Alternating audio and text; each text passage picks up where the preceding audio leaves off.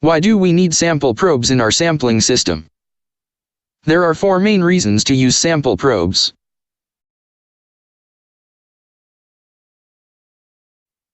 The first one is the filter effect. A probe filters the sample, keeping dust, pipe scale, and entrained liquid drops out of the extracted sample.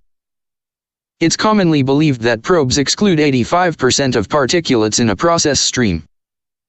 This efficiency can equate to significant savings in filter elements and labor costs.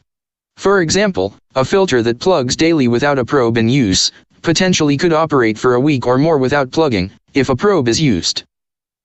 The exact savings depend upon the number and nature of particles in the process stream, as well as the operating conditions. But there's no doubt the probe will help extend the life of the filter. The idea is to use momentum of the particles. Inertia keeps the particles in a process stream moving downstream instead of flowing into the probe in the opposite direction of the flow.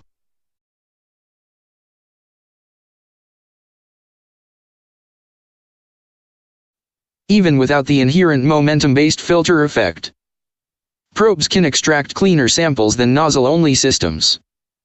Solid debris tends to collect near pipe walls, where flow energy is low.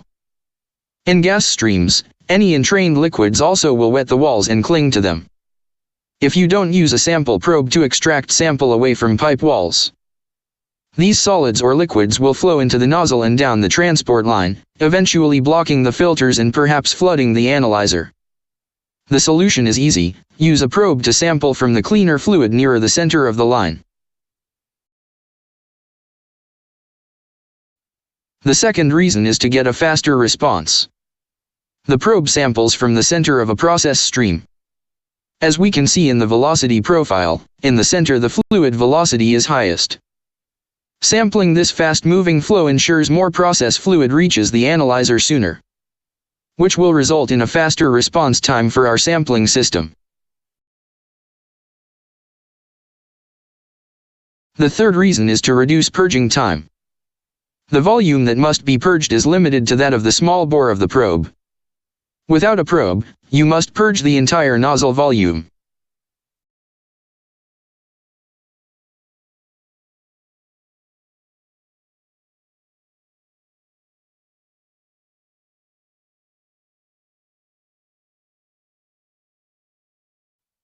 In addition to that, new and old molecules constantly are mixed in the nozzle volume. So, to ensure the sample is representative of current process conditions, your purge must amount to at least 3 times the nozzle volume. For an example, consider a typical 150 mm nozzle fabricated of 2-inch pipe. 3 times its volume is almost a liter. For a liquid process sample with a fast loop flow of 10 liters per minute, the purge delay in that nozzle is 6 seconds, which might be acceptable. However, suppose the process is a gas at 30 bar gauge, and the sample line has a vent flow of 1 liter per minute.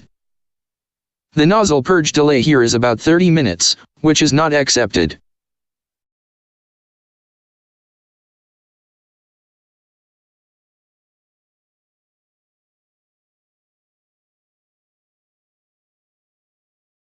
The fourth and final reason is to extract a representative sample from the process stream. As we see here, the effective mixing region is at the center of the pipe.